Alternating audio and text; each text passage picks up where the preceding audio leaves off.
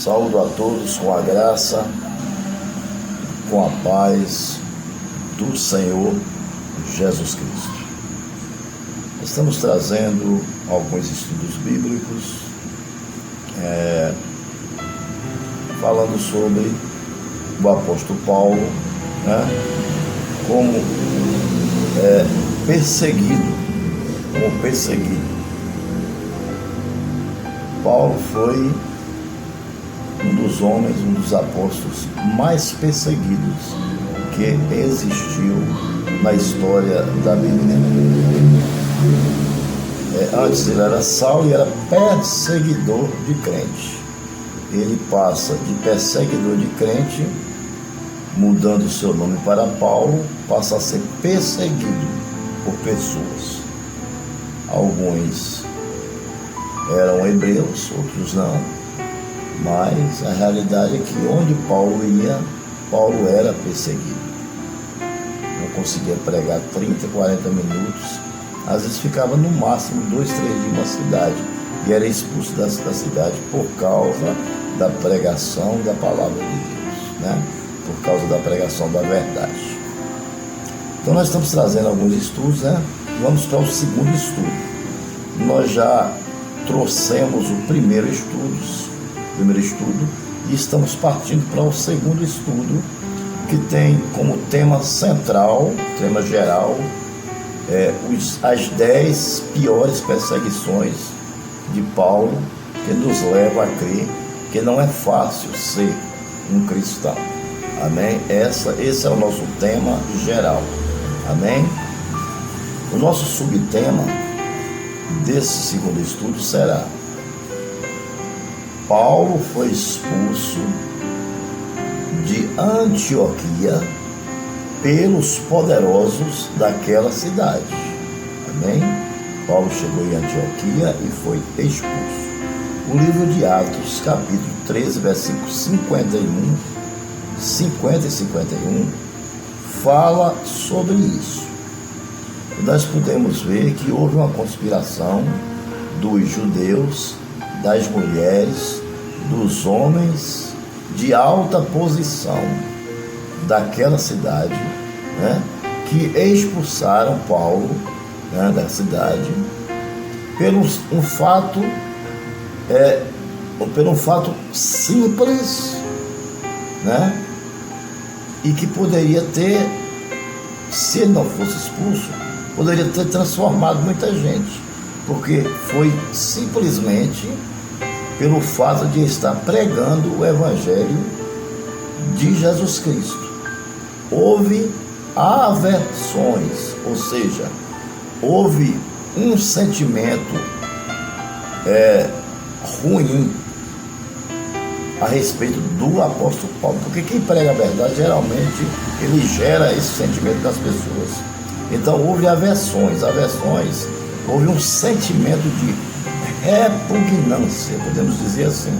Houve um sentimento de repugnância, porque a aversão significa sentimento de repugnância a pessoas ou alguma coisa que você não gosta, É tipo uma repulsão, uma antipatia que a pessoa tem do outro. Ele não suporta a pessoa, ele às vezes suporta a força, porque não pode dizer que não suporta, porque se diz que é crente, mas na realidade não é, mas ele quer ser assim mesmo. Então se ele disser que não suporta o irmão, então ele está abrindo o jogo que ele não é crente coisa nenhuma, ele nunca foi crente.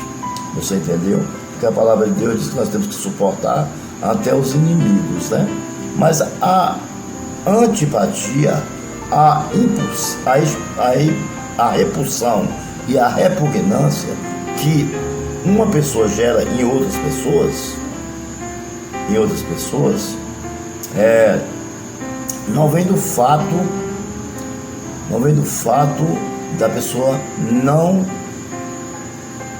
gostar, vem do fato da pessoa não aceitar o que a pessoa expõe, ou não aceitar aquela coisa daquela forma, porque ela quer da sua forma. Amém? Então, vamos supor, ela fez uma coisa, aí ela sente que as pessoas gostaram, mas só que ela tem o poder na mão. essa pessoa tem o poder na mão.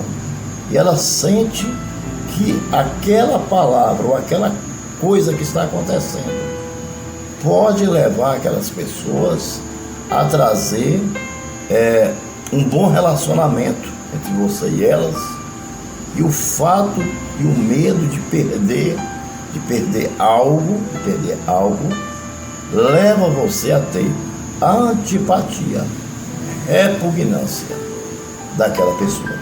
Aí Cristo diz, nós temos que amar até o nosso inimigo, né? Cristo diz isso. Mas quando a pessoa tem repugnância de você, né? Quando ele tem uma aversão, quando ele tem uma repulsão, quando ele tem uma antipatia de você, ele não te ama, ele não ama você. Amar a Deus sobre todas as coisas e amar o seu próximo como a ti mesmo. Ele não te ama, você entendeu? De forma nenhuma ele não te ama, principalmente se você estiver fazendo correto. Mas ainda assim a pessoa, ela pega no seu pé, ela não lhe aceita, você entendeu? Ela não lhe aceita, ela lhe trata com desdém, ela procura colocar você sempre em escanteio, joga você para um lado e para o outro, faz algo para forçar você a tomar uma atitude, né, aproveitando da sua autoridade para tirar você de cena, entendeu? Para que você não apareça, não cresça. Mesmo porque dentro da igreja quem tem que aparecer é Cristo, né? Cristo é quem crescer, nós temos que diminuir. Mas só que Cristo, ele nos exalta. Cristo nos exalta na frente de todos, para que todos saibam que ele é com a gente, principalmente quando nós somos perseguidos. Por quê? Veja só, Cristo está em mim. Então, quando eu prego, eu não prego aquilo que eu quero dizer, eu prego o que Cristo manda eu pregar, porque o Espírito Santo não está em mim. Então, se eu prego coisas minhas,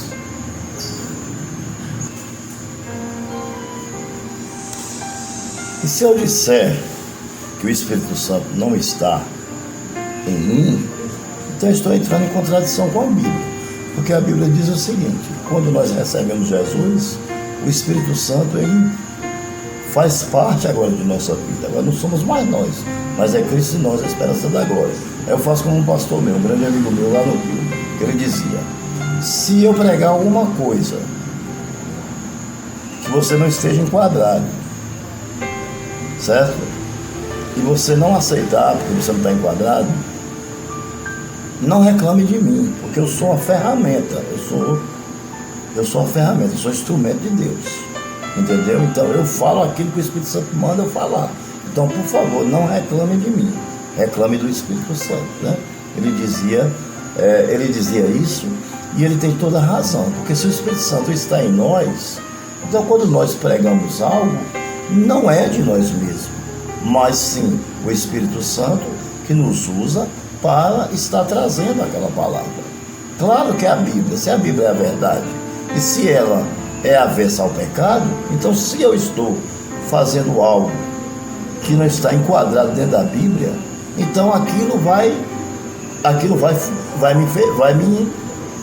me magoar por dentro. Por quê?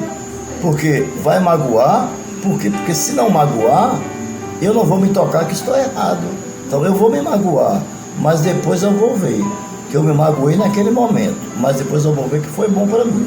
Porque mesmo eu tendo magoado com aquela pregação, porque eu não estava enquadrado nela, fiquei chateado, então ela trabalhou na minha vida, né? É como a gente, por exemplo, se você vai numa festa, você bebe, dança, se alegra naquele momento, né?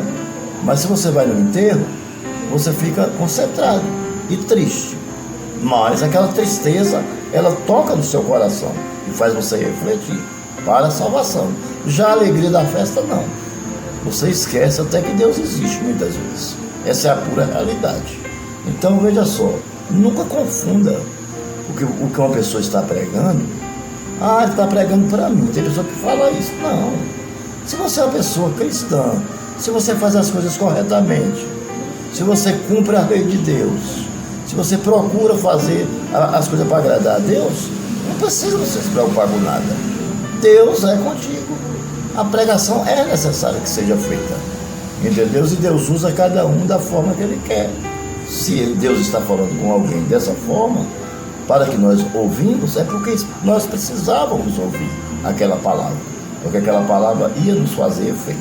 Então o apóstolo Paulo, ele fazia isso, ele pregava, o Espírito Santo mandava ele pregar, porque ele era uma pessoa que tinha o Espírito Santo dele. Em outras passagens a Bíblia diz que Paulo tinha amor, que Paulo tinha afeto, que Paulo tinha todos os frutos do Espírito e os dons, né? Paulo tinha dons e frutos, era um homem preparado, você entendeu? Agora, nós vamos pregar quando ele foi expulso, né, pelos poderosos da cidade de Antioquia. Inclusive tinha mulher no meio, tinha judeus, tinha mulher, tinha homens de altas posições. Nós vamos pregar no 50 e no 51. Agora, para nós entendermos melhor, eu vou ler o texto todo e depois nós vamos trazer uma breve exegese apenas dos 50 e dos 51, amém? Para que nós entendamos por que Paulo foi expulso. Mais uma vez, Paulo é expulso, é perseguido, agora pelo povo da cidade de Antioquia, lugar onde Paulo já tinha igreja plantada, e onde estava lá Barnabé. Nós vamos já entrar no texto e vocês vão ver, né, que o apóstolo Paulo realmente onde era perseguido, você entendeu? Talvez esse era até o espinho na carne de Paulo, né? De repente esse era o espinho na carne que ele falava, né? Quem sabe? Vamos lá, aí, Atos 13. Na igreja de Antioquia havia profetas e mestres: Barnabé, Simeão, chamado Níger, Lúcio de Cirene, Manaém, que foram criados com Herodes, e Tetrarca e Saulo. Enquanto adoravam ao Senhor e jejuavam, disse o Espírito Santo: preparem-me Barnabé e Saulo para a obra a que eu os tenho chamado. Assim, depois de jejuar e orar, impuseram-lhes as mãos e os enviaram. Viu? Eles não eram ricos, entendeu? Eles não tinham posição social elevada, eles não ganhavam milhões, você entendeu? Eles não tinham carros novos, 0 quilômetro, de 200, 300 mil, nem jatinho, nem grandes propriedades. Eram homens que tinham o Espírito Santo de Deus. Esse é o homem que tem que ser separado para Deus. É isso. Ele não precisa ser rico, ele precisa ter o Espírito Santo de Deus, conhecimento da palavra de Deus, orar e viver em amor, suportando até os inimigos, se for possível. Então Barnabé tinha essas qualidades. O Espírito Santo mandou separar quando eles estavam orando e jejuando. 4. Enviados pelo Espírito Santo, desceram a Seleucia e dali navegaram para Chipre. Chegaram em Salamina, proclamaram a palavra de Deus nas sinagogas judaicas. João estava com eles como auxiliar. Viajaram toda a ilha até que chegaram a Pafos. Ali encontraram um judeu chamado Bar Jesus, que praticava magia e era falso profeta. Ele era assessor de procônsul Sérgio Paulo. O procônsul, sendo homem culto, mandou chamar Barnabé e Saulo, porque queria ouvir a palavra de Deus. Preste atenção, viu? Nós vamos ler até nós chegar no 50 para nós entender. Vamos ler o texto e o contexto. Amém? Vamos lá. Mas Elimas, o mágico, esse é o significado do seu nome, opôs-se a eles e tentaram desviar da fé o procônsul. O procônsul queria ouvir a palavra, mas o mágico, né, o Elimas, ele tentou desviar o irmão da fé. Ele não queria que ela ouvisse a palavra para não se converter. Então Saulo, também chamado Paulo, cheio do Espírito Santo, olhou firmemente para Elimas e disse: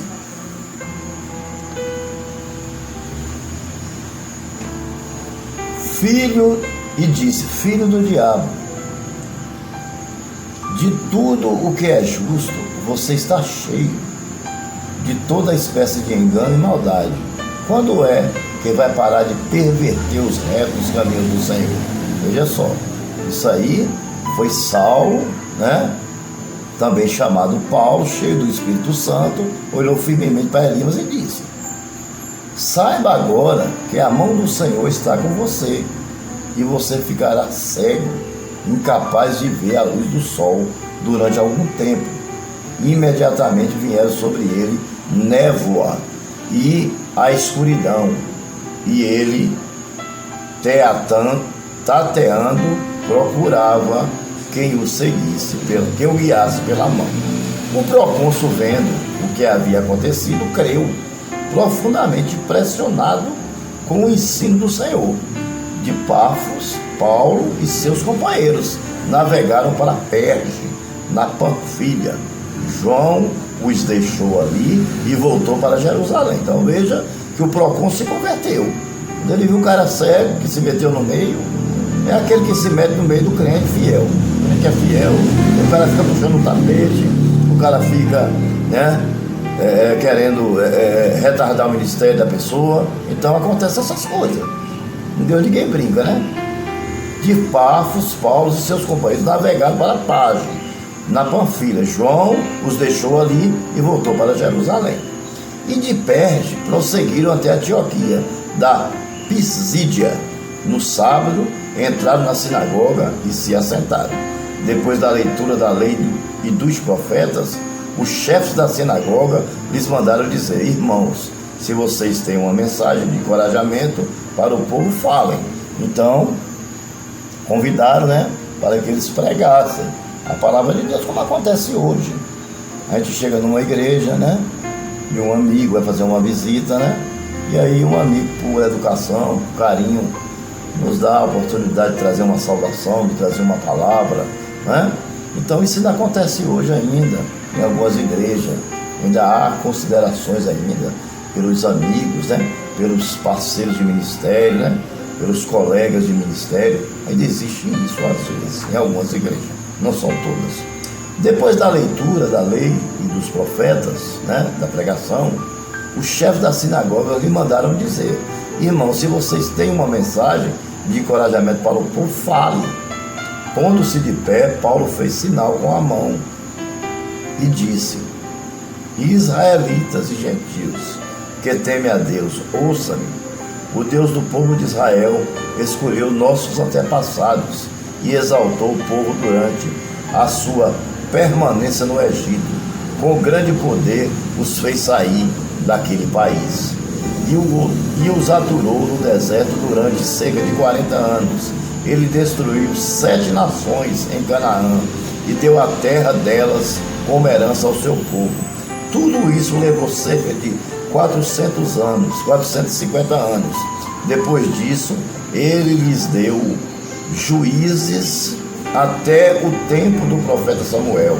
Então o povo pediu um rei, e Deus lhes deu Saul, filho de Quis, da tribo de Benjamim, que reinou 40 anos. Depois de rejeitar Saul, levantou-se Davi como rei, sobre quem testemunhou: encontrei Davi, filho de Jessé, homem segundo o meu coração, ele fará tudo o que for da minha vontade. Então nós já estamos no 22. Agora veja que coisa linda que Paulo lembrou. Porque veja só, o que eu acho interessante de Davi, uma coisa: por que Deus foi com Davi em todos os momentos? Até no momento do pecado de prostituição, Deus perdoou Davi. Por quê? Eu vou lhe dizer já por quê. Veja só, no meio de tanto homem forte, que já estava reinando, guerreando já há mais de 30, 40, 50 anos, no reinado de Saul, tiveram medo de enfrentar o gigante Golias. Davi chegou de surpresa, já tinha sido ungido rei, mas ninguém sabia, porque Saul ainda não sabia, estava desconfiado, mas não sabia. E quando ele chegou com apenas uma funda na mão, ele disse: não tem homem nenhum para enfrentar esse homem. Quem é esse incircunciso para afrontar o Deus de Israel. Ou seja, meu amigo, naquele momento Davi dá um testemunho de coragem, de fé, coisa que não é todo homem que tem não, meu amado irmão. Não é não. Hoje em dia tem uns que tem, mas quando o cara vai querer colocar sua fé em prática, as pessoas tentam impedir. Naquela época também tentaram impedir. Ah, vou matar ele, vai esmagar, vai acabar com ele. Meu amigo, vai em nome de Jesus. Quem vai em nome de Jesus, se pesar 10 quilos, destrói um gigante. Não precisa ser forte, não. Não é a gente que faz a obra. Quem faz a obra é Deus. A gente apenas prega, a gente apenas é instrumento, é ferramenta.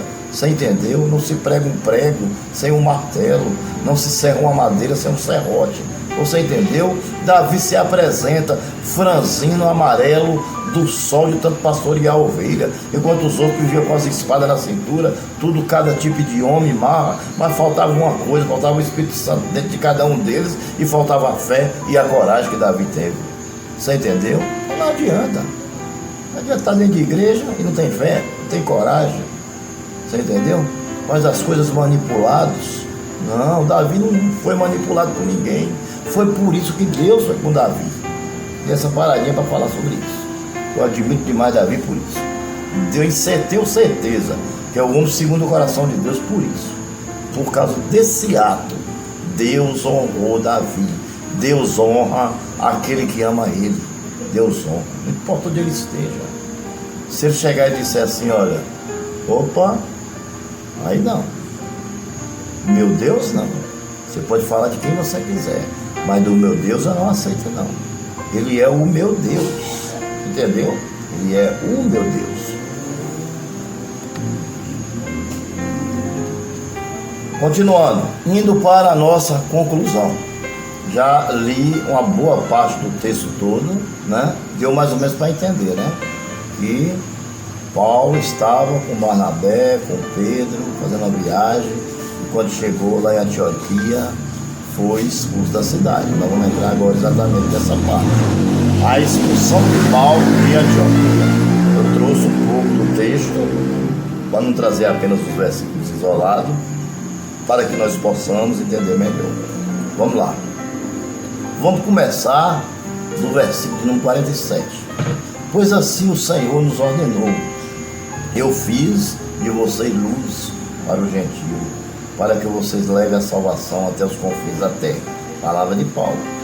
Ouvindo isso, os gentios alegraram-se e bendisseram a palavra do Senhor e creram todos os que haviam sido designados para a vida eterna. Esse era o povo simples, humilde, e creram. Os poderosos não creram, os simples. Amém? A pessoa quando é simples, quando vai para a igreja para buscar Deus, quando você prega, ela glorifica. Não importa o que a pessoa seja, ela glorifica. A palavra do Senhor se espalhava por toda a região. Mas os judeus, agora é que nós vamos entrar lá, 50. Mas os judeus excitaram as mulheres piedosas de elevada posição e os principais da cidade, e provocaram perseguição contra Paulo e Bernabé, e os expulsaram do território. Amém? Por quê? Por causa da pregação da palavra de Deus, né? Que coisa realmente, né? Tremenda, né, meus amados irmãos? Que coisa tremenda. Os discípulos. Então veja só. Então você vê que no capítulo 50 juntaram-se judeus e incitaram mulheres piedosas de elevada posição e os principais da cidade. Quer dizer, o povo que tinha mais, tinha uma posição social melhor, que tinha mais influência, entendeu? Sobre a cidade, dentro daquela cidade, entendeu? Como hoje, por exemplo, o prefeito, o governador, os vereadores, né? Senadores, essas pessoas mais influentes, né? Mais influentes, provocando uma perseguição contra Paulo e Bernabé. E eles juntaram e expulsaram do território. Bom, a terra era deles, eles moravam ali, então Paulo não podia, né? continuar naquele lugar, se estava sendo expulso. Então, ele foi embora. A Bíblia diz no capítulo 51, estes sacudiram o pó dos seus pés em protesto contra eles e foram para Icônio. Agora imagine a maldição que caiu sobre a cidade de Antioquia por causa dessa expulsão, né? Porque com certeza Deus tomou uma posição muito grande sobre essa cidade de Antioquia, porque expulsaram o quê? Um homem de Deus, um homem que pregava a verdade, um homem que pregava a verdade. Tem muita gente hoje que muitas vezes perde oportunidades, né? Tem tudo nas mãos e joga fora por causa do egoísmo, egocentrismo, né? Só quero só para mim, entendeu? Cuidado, toma muito cuidado. A palavra de Deus ela é bem clara. Todo mundo tem que ser amigo, tem que ser irmão. Você tem que amar um ou outro, tem que procurar suportar. Se tiver alguma coisa contra, você tem conversa, para poder tirar as arestas. O verdadeiro cristão não pode ter arestas. Veja que ele sacudiu até o pó da sandália e foi-se embora. Por quê? Porque ninguém fica em um lugar onde está sendo pisoteado, machucado e maltratado. Ninguém fica. 52 para a gente encerrar a nossa segunda parte do nosso estudo. Os discípulos continuaram cheios de alegria e do Espírito Santo. Entendeu? Por quê? Eles continuaram cheios de alegria e do Espírito Santo. Porque o fato dele ser expulso, aí é que as coisas começaram a melhorar mais ainda. Porque naquela época, quanto mais perseguia o povo de Deus, mais a igreja crescia. Você entendeu? Principalmente em relação ao nosso apóstolo Paulo, esse grande apóstolo que o mundo conheceu, que arrependeu verdadeiramente, que abandonou, deixou de ser perseguidor de cristão para ser perseguido por pessoas e muitas vezes até por judeus, como diz aqui nesta carta aqui de Paulo, né, que fala sobre a sua expulsão de Antioquia pelos poderosos da cidade. Então aí está as 10 piores perseguições de Paulo, né, que nos leva a crer que não é fácil ser cristão. Amém? E o subtema é: Paulo foi expulso, né, de Antioquia, né, pelas pessoas mais importantes daquela cidade, porque não conseguiram, os seus ouvidos não conseguiram ouvir a verdade. A verdade tem força própria, a verdade dói, mas é melhor a verdade doendo do que a mentira com todo o prazer, porque um dia a mentira vem à tona. Já a verdade não, ela tem força própria, ela só faz abençoar a sua vida. Que Deus os abençoe. Fique com esse estudo aí, certo? Fique com esse estudo aí, né? As 10 piores perseguições de Paulo, né? E como a segunda parte, né? Segunda parte. Nós estamos na segunda perseguição. Quando eu colocar a segunda parte, porque é a segunda perseguição, significa isso. Amém? E o nosso próximo estudo será a terceira perseguição de Paulo. A terceira. Nós vamos até a 10ª. Amém? Já separei os versículos, certo? Já fiz uma pesquisazinha rápida para nós podermos estar tirando as nossas dúvidas em relação às perseguições do nosso apóstolo Paulo. Quero neste momento pedir a você que gosta de ouvir uma palavra verdadeira, genuína, que simpatiza com o meu canal, que gosta de ouvir o meu canal, né? Que ouve o meu canal porque sente prazer em ouvir, porque é edificado, né? Em primeiro lugar, agradecer por entrar na sua casa através da internet. Em segundo lugar, pedir a você que você inscreva-se no meu canal, deixe seu like, ative o sininho e que compartilhe com outras pessoas que ainda não são inscritas, né? Para que elas conheçam também a palavra da verdade e para que você também torne, junto comigo, um grande pregador da palavra de Deus, com a eficácia do Espírito Santo de Deus. Que Deus abençoe e até o nosso próximo estudo.